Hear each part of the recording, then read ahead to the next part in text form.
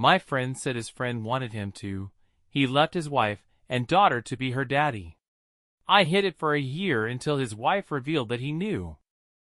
A friend of mine once told me that his friend, Dave, had been asked by a woman to leave his wife and daughter behind and become her sugar daddy. I kept this secret for an entire year until, one day, Dave's wife, Brenda, revealed that she already knew about it. I'm a 38-year-old woman, and I first met Dave, who is 42, about 4 years ago in an online gaming forum. Throughout our friendship, I also became friends with his wife, Brenda, who's 43, and my fiancée, Em, became friends with Dave. I have a rule when it comes to relationships. If I wouldn't be comfortable showing my significant other a conversation, then I shouldn't be having it. At no point did Dave ever cross any lines, nor did we ever have any inappropriate discussions. This is important because about a year and a half ago, during the summer, Em got a big promotion, and we decided to host a weekend-long celebration at our place. We invited Dave and Brenda, who live 5 hours away, and this was the first time we met them in person. I immediately clicked with Brenda. She was genuine, kind, and sweet, and we all had such a good time that we even started planning future get-togethers and vacations. Everything seemed perfect. At that time, I was going through a rough patch at work. My company was undergoing massive layoffs, and I was searching for a new career. Brenda, having worked remotely for over a decade, suggested I apply to her company. After a few intense interviews, I was hired. On a side note, Dave had been involved in a work-related accident that went to court. He won a lawsuit, and as a result, he's permanently disabled and can no longer work in his profession. Thanks to a substantial life insurance policy from his parents, he's financially set for life. Dave stays at home and takes care of their daughter, Leah, who's 5, while Brenda works from home. About a year ago, in the fall, a few months after our celebration weekend, Dave and Brenda were preparing to take Leah on a vacation. Just before they left for the airport, Dave told me he urgently needed to talk. I stepped aside to take his call, and he shared that he had nobody else to confide in and was deeply depressed. He needed to open up to me as a friend. I really wish he hadn't. He explained that the night before, he and his best friend, Rachel, had gotten into a huge argument. I'd heard of Rachel, but I didn't know her well, just that she and Dave had been friends since college. Their friendship had spanned nearly 20 years. Over the years, she'd visited their house several times, and Dave had bailed her out financially a few times due to her string of bad relationships. But that's about all I knew. Here comes the part one wish I had never heard. Dave told me that Rachel had confessed to him the night before that she knew he was attracted to her. And yes, she's beautiful. Dave admitted that he'd always found her physically attractive, but her personality, especially her shallowness, was a huge turnout for him. During their argument, Rachel had said some hurtful things about Brenda letting herself go after having Leah, which really disgusted me. Then, Rachel confessed that she was frustrated with her never-ending cycle of bad relationships and finally wanted to settle down. She knew that Dave was wealthy and could give her the life she felt she deserved. Rachel told him that she wanted him to leave Brenda and Leah, move to her city, buy her a big house, and let her be his trophy wife. I almost laughed out loud at this point, because I genuinely thought it was a joke. Seriously? She admits she's not physically attracted to him, but thinks she can satisfy him, and then demands he leave his family behind to give her the lifestyle she feels entitled to. What was worse, she insisted that he cut ties with everyone in his life, friends, family, all of it, and be with her. But it gets even crazier. Rachel had been plotting this for years, living in their home, eating their food, drinking their drinks, all while working on her plan. I was absolutely floored when Dave told me this, especially when he mentioned that Rachel had been sitting there, wine in hand, holding Leah, laughing with Brenda, all the while planning her scheme. I couldn't believe it. I immediately asked him what Brenda thought about all this, and he told me he hadn't shared any of it with her. I then asked how Rachel had reacted when he told her to back off, and Dave said he hadn't told her that either. He admitted he didn't want to lose Rachel as a friend, and, worse yet, he had even considered her proposal. I felt physically sick hearing this. I told him I was completely shocked, and to me, even if he decided not to take Rachel up on her offer, it still felt like a huge betrayal to Brenda. Dave tried to explain that while our conversations usually consisted of gaming, dumb memes, and plans for potential couple get-togethers, his conversations with Rachel were emotional and raw. They spoke for hours every single day, even while he was taking care of Leah and Brenda was working in the next room. At this point, I had to stop him. He asked for my opinion, and I told him he had two choices: either leave Brenda or cut off all contact with Rachel and fully focus on saving his marriage. But, since he asked for my advice, I also told him that Brenda absolutely needed to know, especially since she considered Rachel a friend. I couldn't believe Rachel was scheming to destroy Brenda and Leah's family, and typing this out makes my stomach turn. After the call, I told him about everything. He was just as shocked as I was, but then he asked what I was going to do. I just sat there, trying to process all of it. Dave, Brenda, and Leah went on their vacation, and during that time, we didn't communicate. When they came back, Dave told me that he had cut off Rachel, but he refused to tell Brenda about it. Fine, whatever. I didn't agree with him keeping it from her, but I reminded myself it wasn't my relationship, so I had no say. He had asked for advice, and I had given it. But I also told him that, in my eyes, he had betrayed Brenda, whether physically or not, and I still believed that Brenda deserved to know. Almost immediately after all this, I felt myself pulling away from Dave. My perception of him had been shattered. When I interacted with Brenda online for work, I remained professional and friendly, but it was painful to keep this secret. As time passed, though, I began to wonder if maybe it was over. Maybe Dave had just made a dumb mistake, and maybe things could go back to normal since he didn't actually cheat on Brenda. He had cut Rachel out of his life, after all. Perhaps it was better for Brenda's mental health and happiness if she didn't know about this, and maybe we could move past it. I had so many thoughts running through my head, so many ways to rationalize his actions. It was like mental gymnastics on an Olympic level. Then, about a month ago, Dave dropped a bombshell on me. He told me that he and Rachel were talking again.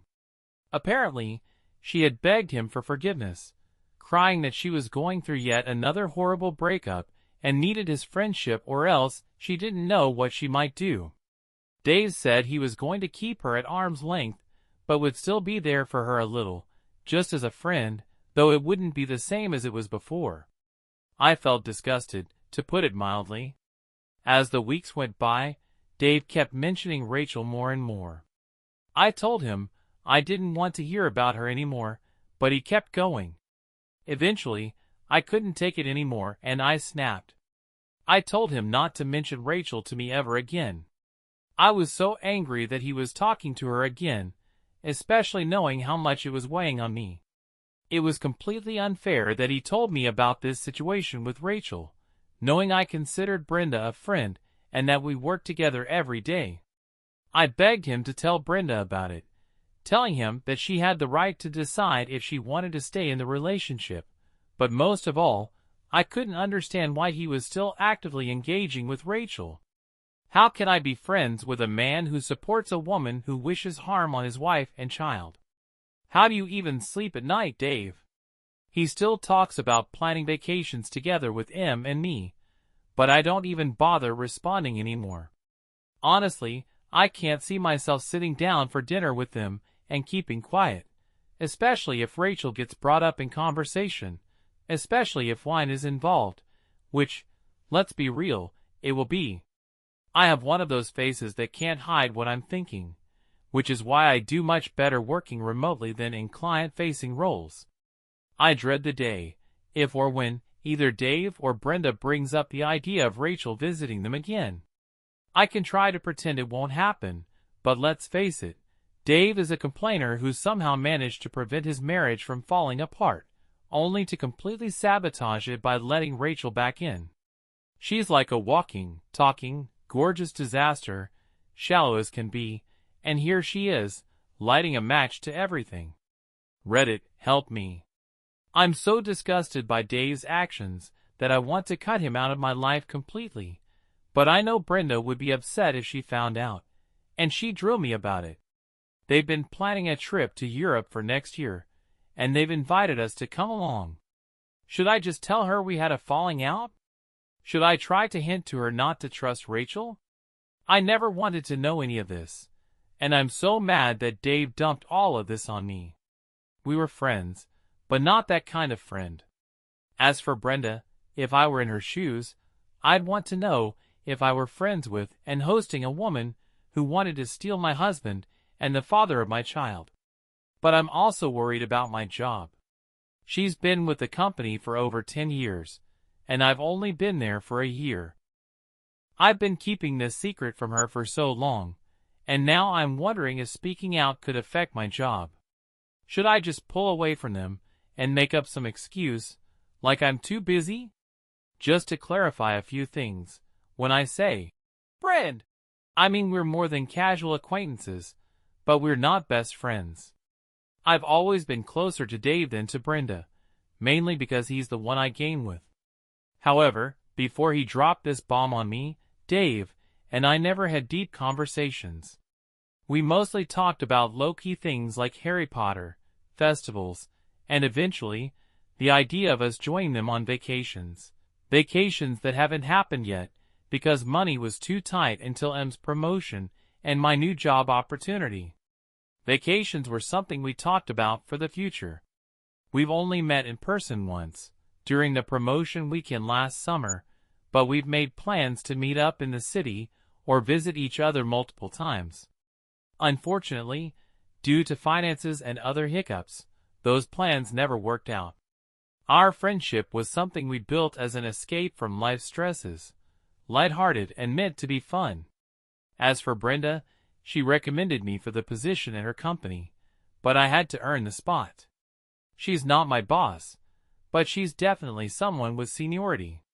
Before Dave dropped that bomb on me, I was really hoping Brenda and I would become closer, and that we'd all end up being good friends. Unfortunately, ever since all this went down, I've kept my distance from her and haven't nurtured that relationship. I have no proof of the conversation where Dave confessed everything to me. It was over the phone, and I didn't record it. Plus, I live in a two-party state, so I think I could get into trouble if I did record it. If I tell Brenda, it'll be my word against his, and if she confronts him, he could deny everything or even twist it against me. This is where I really worry it could affect my job. My job is my biggest concern right now. I don't want to lose it, and I don't want things to get awkward. I'd love to warn Brenda, but I can't risk losing my job over this. I can't stress enough how much I need to protect my career. If I knew there was a way to warn her without putting my job in jeopardy, I would. It may sound like I've made up my mind, but I haven't. I just wanted to add those clarifications to explain my situation, and to get some advice. If he's still willing to entertain Rachel's offer, knowing she's offering a superficial relationship in exchange for sex and money, then he's completely lost in my eyes. The fact that he'd even think about abandoning his little girl for this is disgusting. I've completely lost respect for him as a person. It's time to be firm. Either way, your friendship with him is over. So you might as well be a girl's girl, and let Brenda know what's really going on. At least Rachel won't step foot in their home again. I'm so glad this advice resonates with you. You're doing the right thing. Make sure to save everything, texts, online conversations, whatever you can. If he tries to erase or edit anything, you'll have the proof to set the record straight. If a divorce happens, Brenda will have all the ammunition she needs to get what she deserves. And if Dave's foolish enough to marry Rachel, she'll likely bankrupt him in a few years. Update. Hey Reddit, I just wanted to give a big thank you to everyone who read and commented on my post. I've read every reply and taken a lot of it to heart. I mentioned I'd wait until after Thanksgiving to make my decision because I didn't want to ruin the holiday for Brenda and Leah. But after some reflection, I decided that if I lose my job, it would suck, but I know I can find another one. I have to do what's right and what's best for my mental health. Yesterday, after sending out a group message to them both to ask how their Thanksgiving went, Brenda replied with, "Yeah, not so much."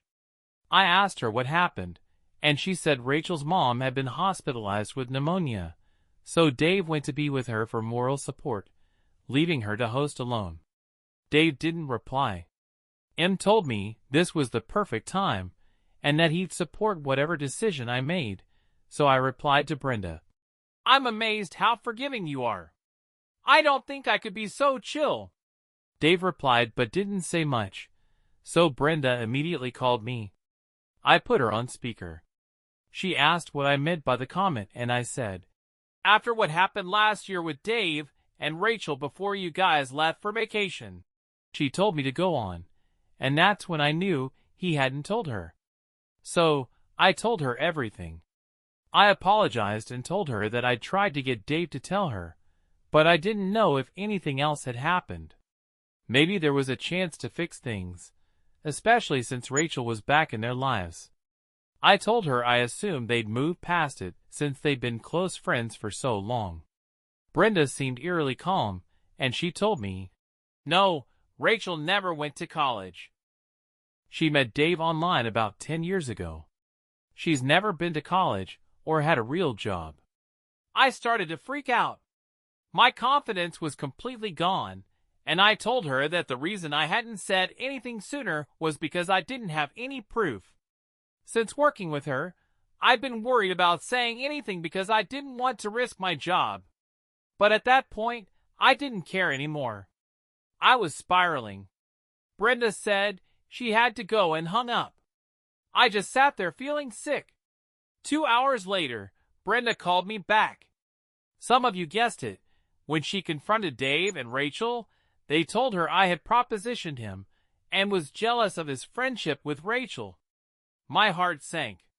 I was shaking and crying at this point. Em interrupted the conversation and said he'd heard enough of the original conversation to know that what I told him afterward was the truth. He tried to cut her off when she tried to interrupt him, and told her that this had been eating me up inside, and he was sick of it.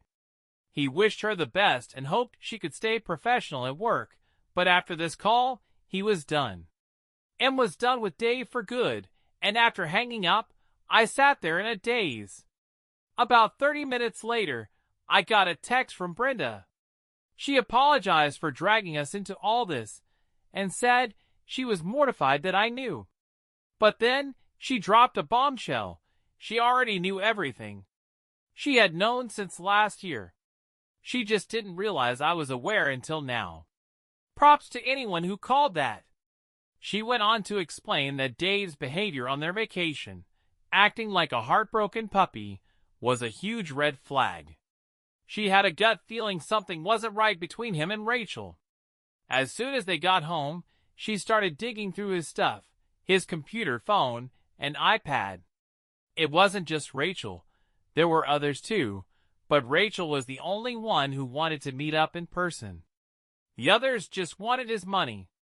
I asked if she was okay or worried about Dave coming back, and she told me she already had a lawyer.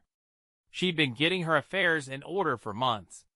She was planning to give him the divorce papers after Thanksgiving, but with him abandoning them like that, she decided to take advantage of his absence. She changed the locks and started packing his stuff. She said my information made it easier for her to move forward. Honestly, I didn't even know changing locks was legal, but good for her. She apologized again for Dave's actions, and I apologized too for not speaking up sooner. She told me that if she hadn't already known about Dave and hadn't read through some of our boring messages, ouch, lol, she probably wouldn't have believed me. It was an impossible situation for me, and I didn't want to make it worse. I told her if she needed to talk, I'd be there, but if not, I'd just stay professional at work. Either way, I was done with Dave. Next story. My fiancée told her friend she wasn't excited by me and just wanted to settle down because I was safe. That's when I realized she was just dating me for my family's money. I'm 29 and I know this may sound like an overreaction, but I've been rattled since this happened. I've been engaged to my fiancée, 28 F, for a few months now, and we dated for almost 2 years before getting engaged. It would be cliché to say everything was perfect, but overall, it was good. My family really liked her, which was great too. I've never been the type to think too much about how I'm seen as a partner, but all that changed recently. I overheard her talking to her friend on the phone. She said that excitement isn't important if you want to find the one. She basically said, "He's not exciting, but he makes me feel safe," and that she wanted to settle down with me. That hit me like a ton of bricks. I've read posts like this before, the "she's into bad boys but settles for a safe guy" kind of thing, but I wasn't sure if that was what she meant. The next day, I confronted her about overhearing the conversation. I asked her what she meant by "not exciting." She admitted it was true, that she didn't find me exciting, but it didn't matter. That hurt more than I can explain. Maybe my ego is fragile, but hearing that felt like a shock to my system. I felt like the way I see myself and how she sees me were clashing, and I couldn't wrap my head around it. When I pressed her for more clarity, she didn't really have an answer. She could see I was upset, and as embarrassing as it sounds, I made an excuse to leave and told her we'd talk about it later. Ever since, I've been spinning, trying to make sense of it all. I've always seen myself as someone exciting. I ride motorcycles, I have tattoos, I go to the gym, and I even do MMA as a hobby. So how is it that I'm not the exciting guy to her? My ex was obsessed with me, and always made it clear that she found me exciting, but my now fiancé doesn't seem to see me that way. It honestly shocked me because I've always thought of myself as that exciting guy. What makes it worse is that when I see her, I'm fired up. I want to rip her clothes off, do things with her, and think about her constantly. But she doesn't seem to feel the same way. As crazy as it sounds, I've considered calling off the engagement entirely. Am I overreacting? Update. The past few days have been a roller coaster of emotions. I received a lot of interesting perspectives from both male and female posters. It seems the women saw being called safe as a great compliment, while the men suggested I should run for the hills. It was intriguing to see how differently men and women interpret things. I ended up sitting down with my fiancée to talk about what she meant. She was nervous, knowing she had upset me. I was nervous too. It's hard when your sense of self is shattered. Realizing that you're not seen the way you thought you were is an incredibly tough feeling, one I can't even describe. It made me feel fragile, more fragile than I ever thought possible. I started by telling her that her comment had really upset me because, for the longest time, I thought I was the exciting guy to her. I told her that in my mind, I was the one who made her heart race. Then, I had to ask again, "What did you mean by not exciting?" She looked like she was about to cry, probably because she could see how much it hurt me. She told me she didn't want to hurt my feelings, but she made it clear that I make her feel very safe and secure. The issue, though, was that I don't give her the thrills like her exes used to. That stung. But I still didn't quite understand. She was being so vague, and I couldn't quite figure out what she meant by thrills. I had to ask again, and that's when she broke down crying and apologizing. She tried to hug me, but I walked away. I tend to do that when things get too emotional. I needed space, so I decided to take some shrooms and spend the day at a nearby lake. It helped me clear my mind and led to some painful realizations about myself. What I realized was something I didn't want to admit. A commenter had pointed it out, and as much as I didn't want to face it, it was true. I'm more into her than she is into me. I didn't mention this in my original post, but she never initiates sex. Not once. With my exes, it was always the other way around. They always made the first move.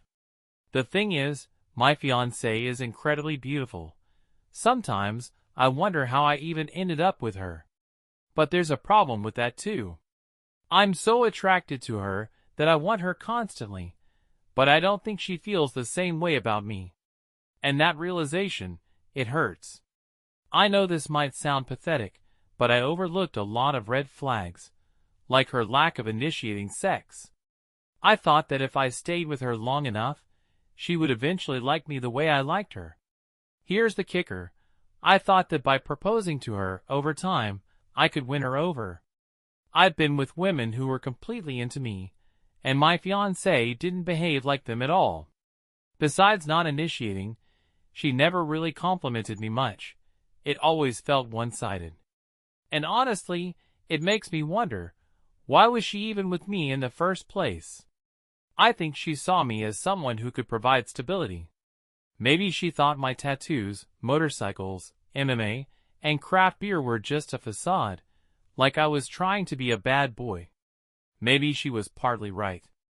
Not that I don't enjoy those things, because I do.